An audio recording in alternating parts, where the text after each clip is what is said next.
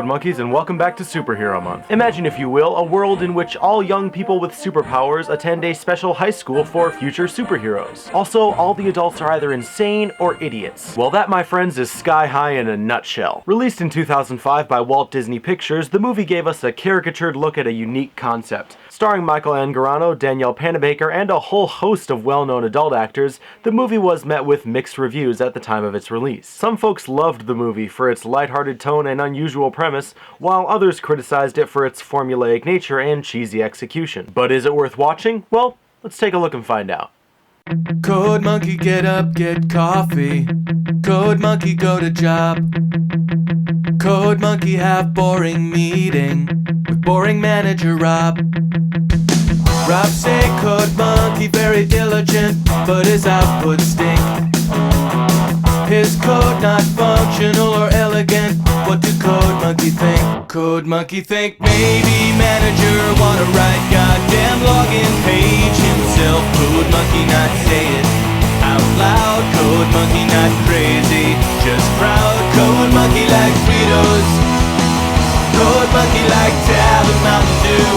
Code Monkey very simple man with big warm fuzzy secret heart. Code Monkey like you. Code Monkey like you.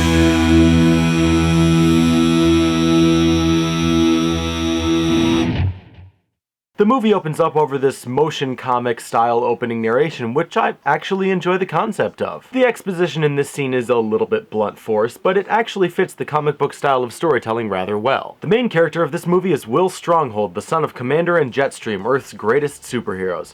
As their son, he has a big family legacy to live up to, but unfortunately, as his constipation face will no doubt tell you, he doesn't have any superpowers yet. Of course, he hides this from his mother and father because he's afraid they'll be ashamed of him. 200. Oh, hey Dad, just trying to get a few sets in before school. Low weights, high rep, huh? No more serious notes, son. I know that every kid thinks his dad's invincible, and I nearly am, but who knows? Maybe the next time I punch a meteor hurtling toward Earth, I'll be the one who shatters into a million pieces. I guess all I'm trying to say here, Will, is it's nice to know that whatever happens to me, you'll still be around to save the world. You can see why he might be under some pressure here. It's at this point that we're introduced to Will's best friend Layla, and see how long it takes before you can figure out what her personality is going to be. I noticed you had some recyclables in the trash. I took the liberty of moving them for you. Yep, she's gonna be the hippie character in this movie. You hungry? I've got plenty of eggs, bacon. No, thanks. You know how my mom can communicate with animals? Apparently they don't like being eaten. Okay, that one I liked. Josie, it's the other one. You know, forgive my asking, but doesn't it kind of defeat the purpose of a secret phone line if the phone itself flashes red? I mean, yeah, we let Adam West get away with it, but we also let him get away with bat shark repellent, you know what I mean? Told you she was a bit of a flower child. Seems evil has struck our morning commute. Here's a hint. If you're traveling eastbound on the 115, you might want to think about taking alternate routes. Hang on. This just in. The Commander and Jetstream are on their way. And now we're treated to a frankly awful fight scene that ends in complete and utter anticlimax. Hello, green screen.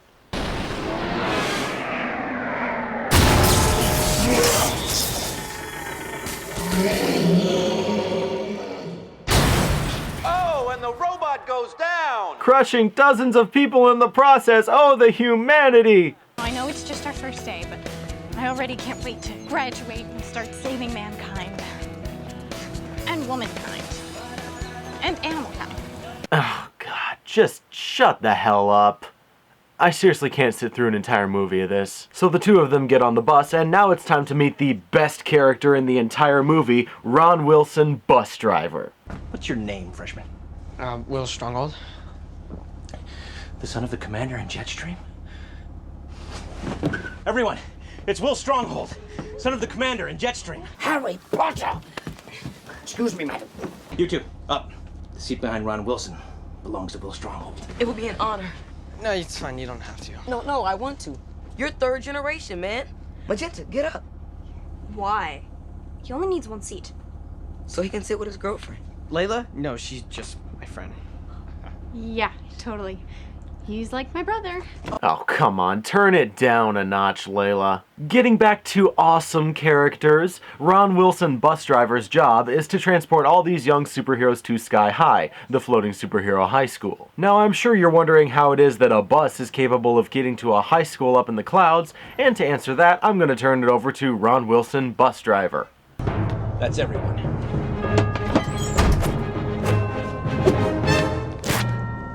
Next stop, Sky High.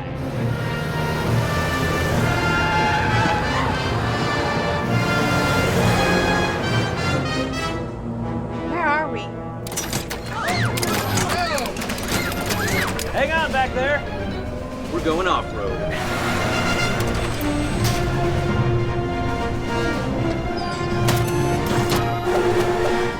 Here we go.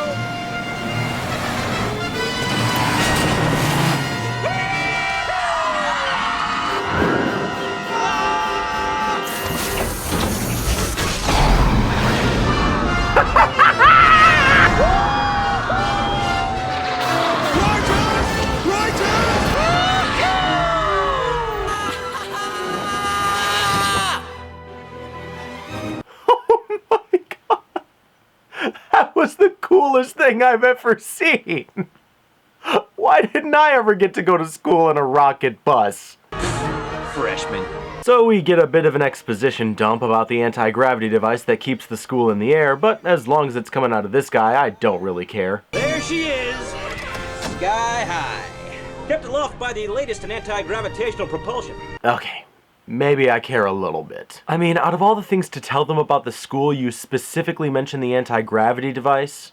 Seems like pretty obvious foreshadowing, don't you think? Kept aloft by the latest in anti-gravitational propulsion. You know, if I didn't know better, I'd say you were reciting some sort of an important plot point. So after Ron Wilson, bus driver, gives his business card to Will, seriously, he has business cards. I love this guy. We're introduced to our two main bullies of the movie, Speed and Lash, and oh boy, those stretching effects are not very good, are they? In fact, the only time I've ever seen worse stretching effects was in...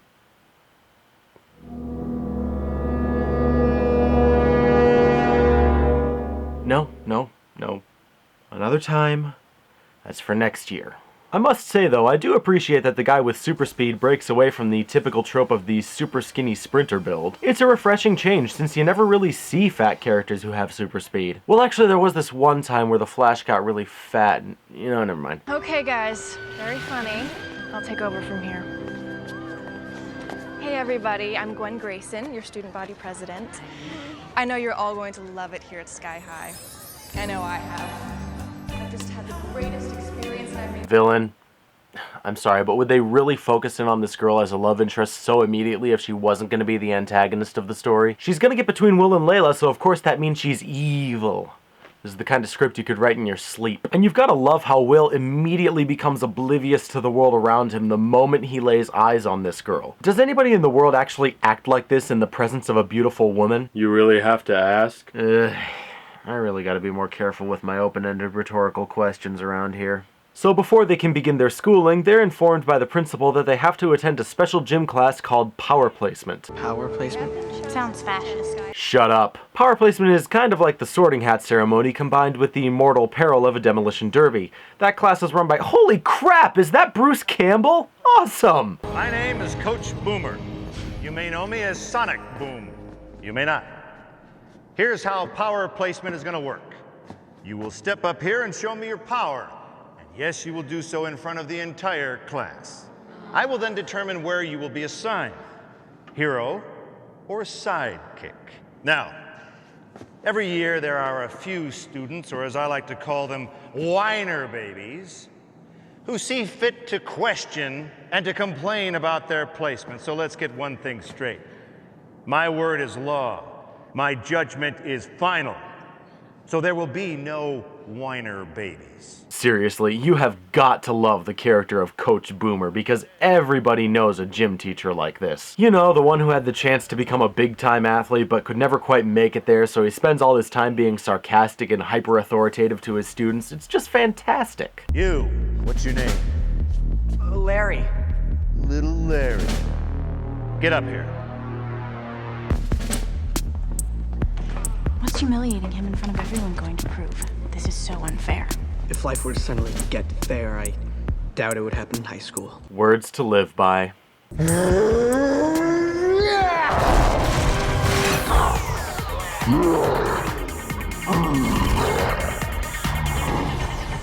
Car. Big Larry. Hero. This continues on for a little while until we finally get to Little Miss Perfect over here. I believe in only using my powers when the situation demands it. No, seriously, you do not talk to Bruce Campbell like that. But to participate in this test would be to support a flawed system. I think the whole hero-sidekick dichotomy only serves to... Let me get this straight. Are you refusing to show me your powers? It's more complicated than that. I mean... Sidekick! And that, my friends, is how Bruce Campbell handles whiner babies. All right, we'll pick it up right after lunch. Starting with you. Wait, lunch? What kind of school has lunch this early? Seriously, there's like 20 freshmen there at most. How far into the day could they possibly be? So at lunch we see the character of War and Peace, yeah, his name is War and Peace, whose father was a supervillain that Will's dad put in prison. He does not take kindly to this. Is he still looking? No. No? No. Thought you said he wasn't looking. On the way back to class, they run into Gwen, who immediately starts putting the moves on Will. Gosh, I wonder if she could possibly be concealing some sort of ulterior motive. I don't think she really liked my script. I like my own personal brand of heroin. Back in power placement, things are not going well. What do you mean you don't know what your power is? Oh, I got it. You're messing with the coach. Just like your old man. Gar. Jesus! Are you insane? I don't have super strength. Oh, I get it. You're a flyer, just like your ma. Why don't you say so? Okay, seriously? Do you have anything else you want to yank out of that go-go gadget platform you got there?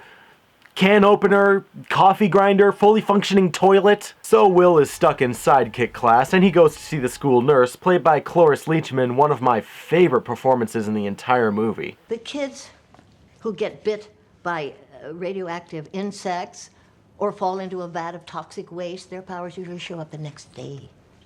Or they die. Whoa! Lady! You really need to work on your bedside manner. There are cases, rare, yet not unheard of, where the child of two superpowered parents never acquires any powers whatsoever. There are? Like who?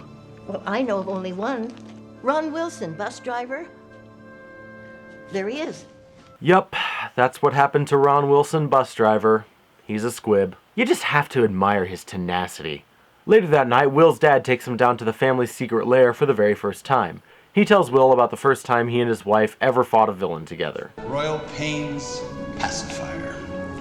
Now that was a great day, Will. Royal Pain got his, and I got the pacifier. And this is my proudest possession. You know, if I didn't know better, I'd say you were reciting some sort of an important plot point. Choose your weapon, sir. I'll break.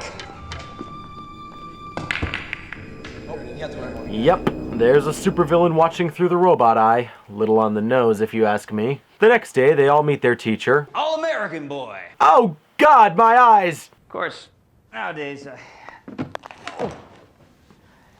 just go by Mr. Boy. And if you couldn't bear to look at the costume long enough to tell, he used to work for the commander. I worked with the commander. We were a team, Mr.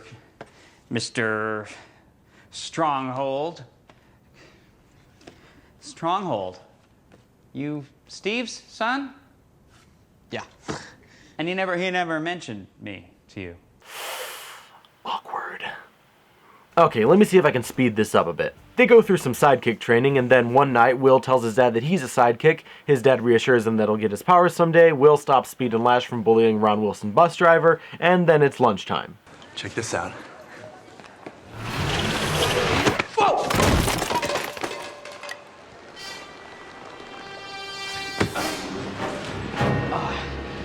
Sorry. You will be. All right, let's not do this. You think you can do whatever you want just because your name's Stronghold? I'm sorry that my dad put your dad in jail, but... Nobody talks about my father. Man, kind of a short fuse, don't you think?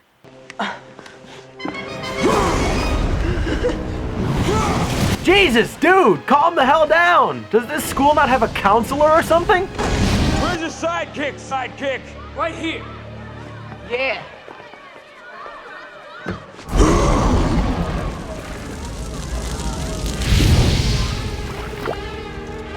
Leave them alone! Oh, I see. His powers are just waiting for a moment of dramatic convenience. He's strong. I'm strong? He's super strong. And super naked. Oh! Flame Boy just got jacked! Oh, we gotta see that again! Flame on now, douchebag. Now, who tripped me? Stronghold! Oh, come on. He'd be at least a little dizzy after a hit like that.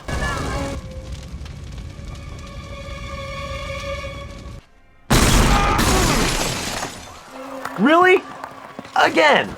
This guy no-sells hits like freaking John Cena! So Will eventually looses a fire extinguisher on Warren, and the two of them end up in a detention room that neutralizes superpowers.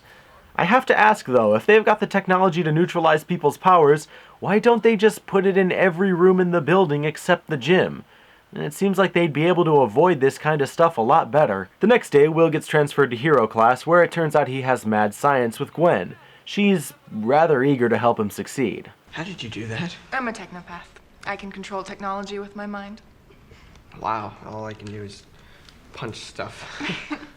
Yet he'll be the one on cereal boxes. Show me the justice in that. Oh, I've heard that one a few times. So later that day, Layla is feeling abandoned because of Will's newfound popularity, so Will cheers her up by offering to take her to dinner. Unfortunately, Speed and Lash interrupt their moment, and to help his friends out, Will challenges the two of them to a game of Save the Citizen in gym class. Speed, Lash, you want to be heroes or villains? Villains. Yeah, ooh, there's a surprise. You know, if I didn't know better, I'd say you were reciting some sort of an important plot point. All right, who do you want to beat next? All right. We'll take Little Stronghold and, And we pick peace. Hothead, Stronghold, you're the hero. You have 3 minutes to immobilize your opponents and save the citizen. Ready, set, battle! So Speed and Lash are pretty much destroying Will and Warren until Will takes a page out of his dad's book and trips the two of them up. Will tries to work together with Warren to win the game, and they do win, but they're not exactly buddy-buddy. Later that night, Gwen invites herself over to help Will with some science homework, and Will forgets about his dinner with Layla. Unfortunately, she also runs into Warren there, and the two of them actually get along pretty well. Will walks Gwen home, and she asks him to go to homecoming with her. You're not that boy with the 6 arms, are you? No, sir. Just do. We'll keep them to yourself. The next morning, Will runs into Layla, remembers their commitment, and apologizes. He also mentions that he's going to homecoming with Gwen, and she tells him that she's going with Warren to make him jealous. So, you're not doing this just because you like me or anything. You're doing this to get the Stronghold. Yeah. And I'm in. But I'm not ready to tux. Later on, Gwen and Will are working on some homework when Gwen gets the news that there's a problem with the homecoming decorations and asks if the committee can stop by. He agrees, and she proceeds to invite half the freaking school over for an impromptu party. She hints, ever so subtly, that it'd sure be nice if there was somewhere they could be alone. So he takes her into the secret sanctum where Speed is able to break in and steal the pacifier. Layla shows up, and Gwen convinces her that Will doesn't want to be friends anymore. She storms out, and when Will finds out, he dumps Gwen.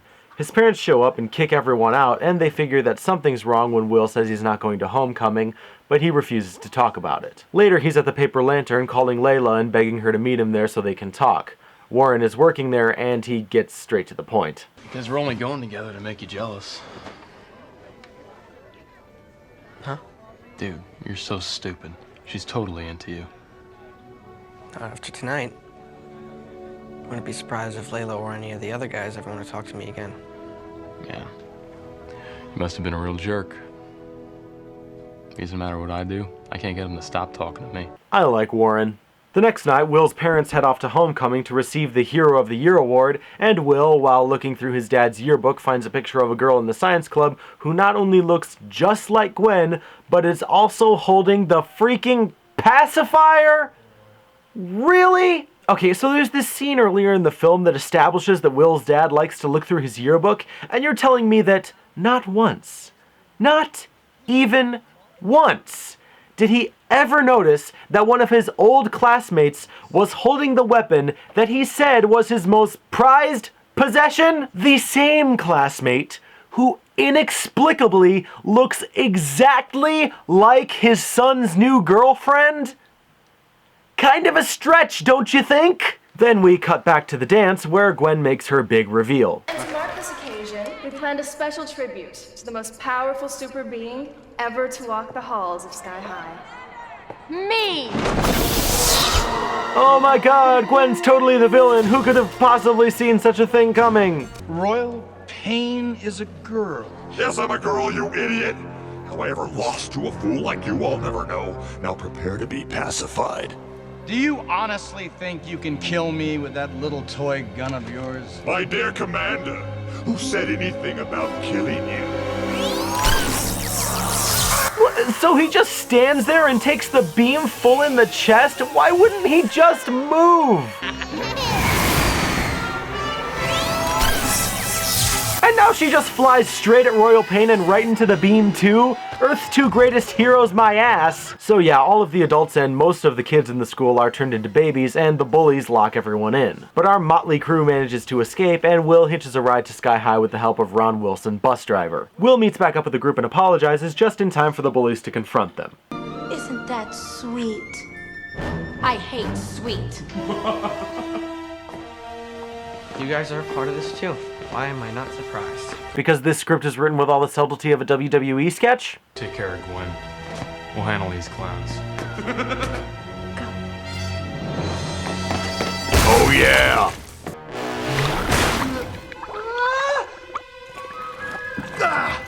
Come back and fight! Can't hide forever, sidekick.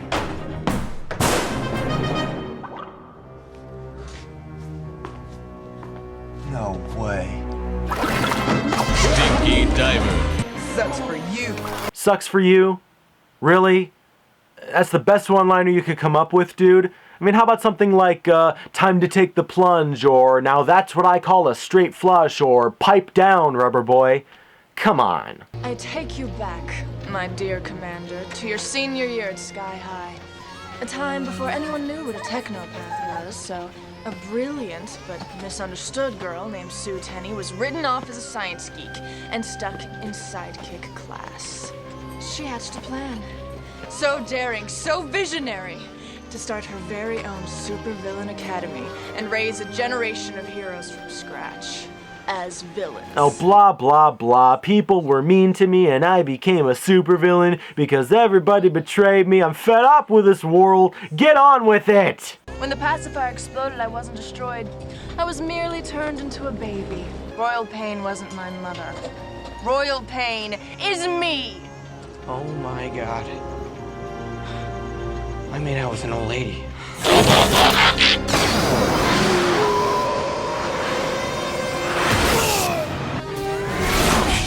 With the power to melt.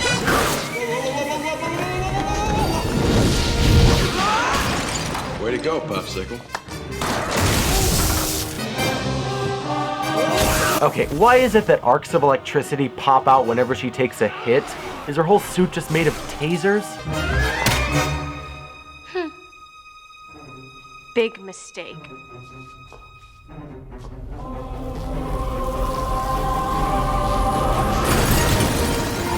I've seen enough hentai to know where this is going. Don't leave us here to die! Royal Pain sabotaged the anti-gravity device! The whole school's gonna fall out of the sky! We only have 10 minutes! Here's the anti-gravity room. But didn't Royal Pain seal off every route? Hey, what about this conduit?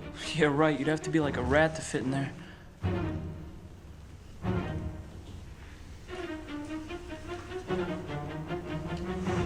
Oh, great. This is so stupid. Yeah, no kidding. Talk about plot convenience, am I right?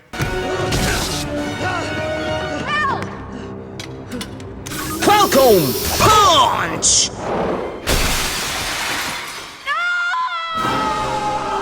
Look out, he's gonna punch a hole right through the green screen. And there goes your last chance of stopping me. We'll see about that. She flies like thunder. Surprised? So am I. You're flying? That's impossible! Actually, it's not impossible at all. I really should have seen this one coming. There's only one person authorized to transport superheroes. And that's Ron Wilson, bus driver. And I'm Ron Wilson, bus driver. Yes! Oh, do you see what you get when you mess with a badass like Ron Wilson, bus driver? So satisfying.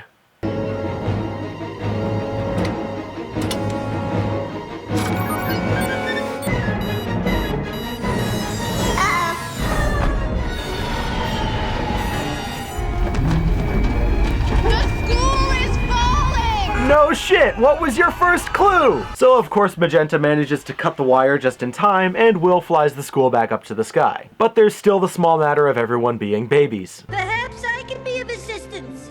It should only take me a couple of hours to reconfigure the pacifier. Yee. I do not envy the woman that had to birth that massive noggin. Mr. Peace, would you please carry me to the mad science lab? Sure. And Mr. Peace, Yeah. regrettably, I have made Boom Boom.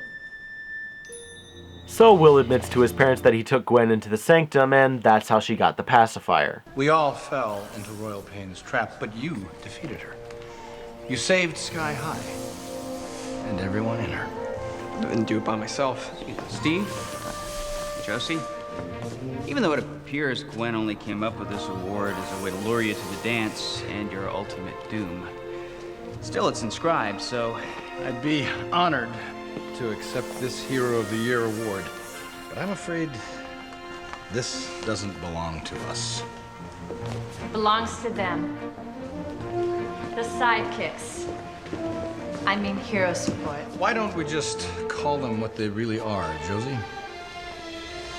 Heroes. You know, I have to admit, that was kind of nice. I can't do anything more to help you. I'm not Wonder Woman, you know. You see, all the old school comic book fans, they just got a little giggle out of that joke, but the rest of you guys, woof. I went through puberty twice for this. Cute. So everyone is depacified, the school is saved, and Will and Layla have their first dance as a couple.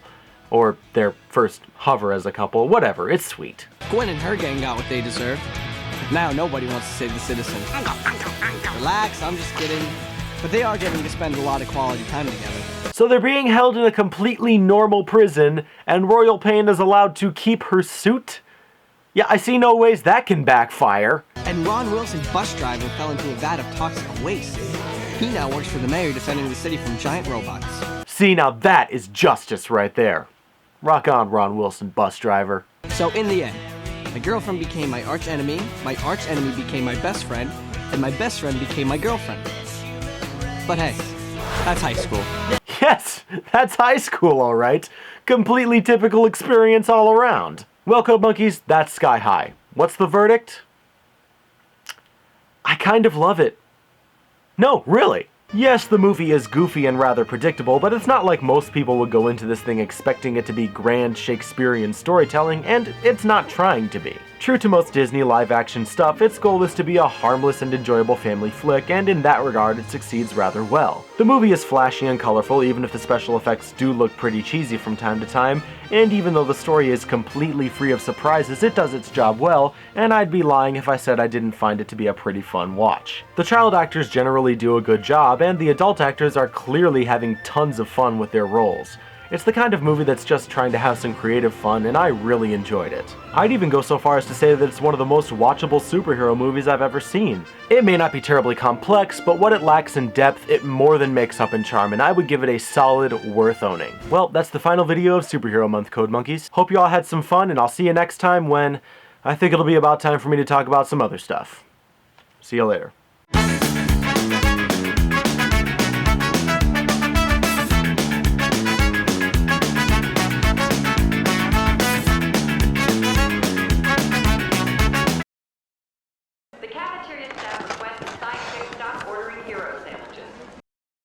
Well, that's the final video of Superhero Month, Cold Monkeys.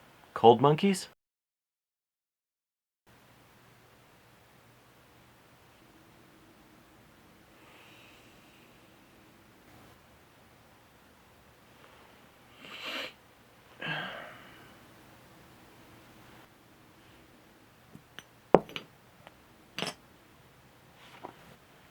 Check.